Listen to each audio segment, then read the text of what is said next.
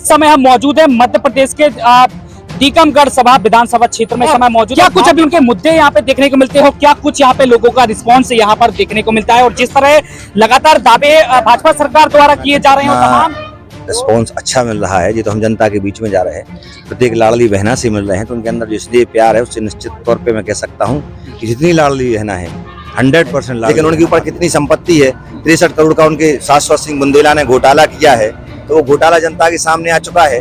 तो अब वो अपने बचाव के लिए मेरे ऊपर फर्जी आरोप लगा रहे हैं। तो मैं जनता को बताना चाहता हूँ कि यादवेंद्र सिंह की इन बातों में ना आए। दूसरे प्रत्याशी के श्रीवास्तव है जो मेरे ऊपर आरोप दुनिया भर के लगा रहे हैं, वो अपने गले जहाँ में झाँक के देखते नहीं है कि 15 साल उन्होंने कारी की खदान को कितना लूटा किया है।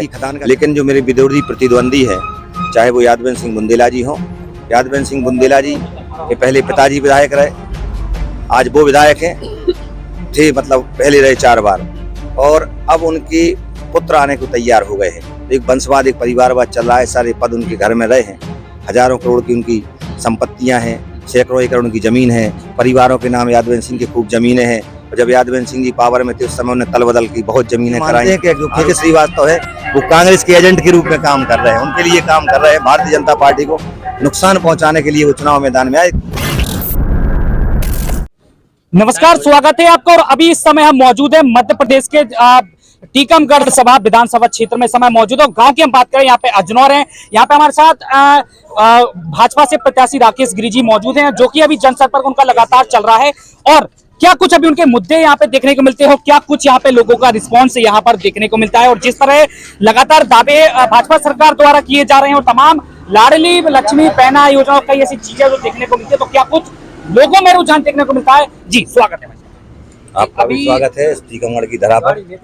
अभी हम बात कर रहे हैं वर्तमान में सरकार को लेकर तमाम दावे भी किए जाते हैं और तमाम योजनाएं भी चली, जैसे लाडली लक्ष्मी बहना योजना। क्या कहेंगे आप, क्या कुछ जनता का लाडली लक्ष्मी योजना का कितना रिस्पॉन्स अच्छा मिल रहा है, ये तो हम जनता के बीच में जा रहे हैं, प्रत्येक लाडली बहना से मिल रहे हैं, तो उनके अंदर जो इसलिए प्यार है उससे निश्चित तौर पे मैं कह सकता हूँ कि जितनी लाडली बहना है 100% लाडली बहना भारतीय जनता पार्टी के पक्ष में वोट कर रहे हैं, क्योंकि हम निरंतर उनके बीच में हैं।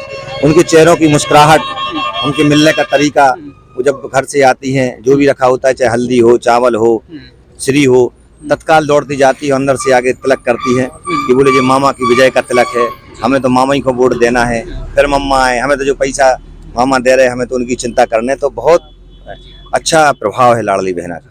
बाकी जनता चाहती है कि 5 साल में, वो जानना चाहती है कि 5 साल में क्या क्या हुआ, क्या कुछ उनको मिल पाया अभी तक। देखिए, हमें ये बताने की जरूरत नहीं है, मेडिकल कॉलेज भी मिला, नल जल योजनाएं भी गांव-गांव में चल रही हैं, 500 नल जल योजना भी स्वीकृति है, बड़ा गांव में CM राय स्कूल भी बन रहा है, 100 करोड़ की सड़कें भी टीकमगढ़ विधानसभा में बन रही हैं, ऑडिटोरियम के लिए 8 करोड़ रुपए मिला है, एस्ट्रोटर्फ के लिए हमें पैसा मिला है, जिला अस्पताल 200-300 बिस्तर हो गई है, और वृद्धाश्रम भी हमारा बन के तैयार हो चुका है, छात्रावास का निर्माण कार्य जारी है, लाकाज बन चुका है, और जेल की पूरी बाउंड्री वाल, चाहे कन्या हाई स्कूल हो उसके लिए भवन की राशि, माने से तमाम विकास के काम, और गांव-गांव की जो केबलें जल चुकी हैं उनके बदलने के लिए पैसा 40 करोड़ रुपए मिला है, नए ट्रांसफार्मरों के लिए हमारी सरकार ने पैसा दिया है, संजीवनी क्लिनिक खोली है, कई उप स्वास्थ्य प्राथमिक स्वास्थ्य केंद्र। तो विकास के मामले में हम बहुत आगे हैं। 15 महीने कांग्रेस रही, 15 महीने कोरोना, 30 महीने हम विकास नहीं कर पाए, लेकिन जो 30 महीने मिले उन्हें 5 महीने बाकी रहे, चुनाव में लग गए, लेकिन 25 महीने में मैंने अभूतपूर्व विकास इस विधानसभा क्षेत्र में किया है। लेकिन जो मेरे विरोधी प्रतिद्वंदी है, चाहे वो यादवेंद्र सिंह बुंदेला जी हो, यादवेंद्र सिंह बुंदेला जी के पहले पिताजी विधायक रहे, आज वो विधायक हैं, थे मतलब पहले रहे 4 बार, और अब उनके पुत्र आने को तैयार हो गए हैं। तो एक वंशवाद, एक परिवारवाद चल रहा है, सारे पद उनके घर में रहे हैं, हजारों करोड़ की उनकी संपत्तियां हैं, सैकड़ों एकड़ उनकी जमीन है, परिवारों के नाम यादवेंद्र सिंह की खूब जमीनें हैं। और जब यादवेंद्र सिंह जी पावर में थे उस समय उन्हें तल बदल की बहुत जमीनें कराई।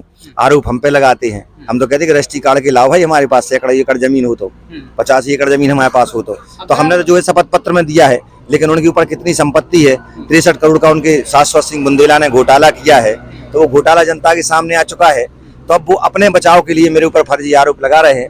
तो मैं जनता को बताना चाहता हूँ कि यादवेंद्र सिंह की इन बातों में ना आए। दूसरे प्रत्याशी के श्रीवास्तव है जो मेरे ऊपर आरोप दुनिया भर के लगा रहे हैं, वो अपने गले जहाँ में झाँक के देखते नहीं हैं कि 15 साल उन्होंने कारी की खदान को कितना लूटा, कारी की खदान का कितना पैसे का उनकी कंपनी के पार्टनरों को लाभ हुआ।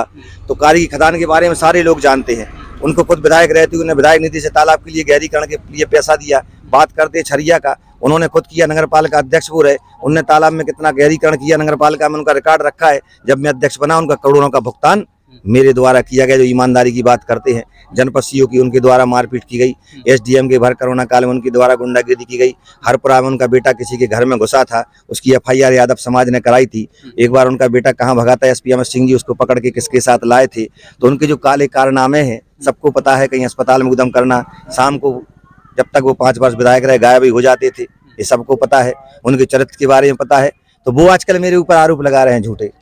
अगर तो वो अपने के लिए जामा में देखें कि वो कितने अच्छे हैं, कि शाम को वो क्या करते थे, क्या उनके 5 साल चर्चे रहते थे, वो अपना देखें। मेरा ऊपर तो कोई ऐसा आरोप नहीं है, ना मैंने ऐसा कोई काम किया है और ना मैंने ऐसी कोई संपत्ति, मेरी जो संपत्ति है वो मैंने शपथ पत्र एफिडेविट में घोषित की है।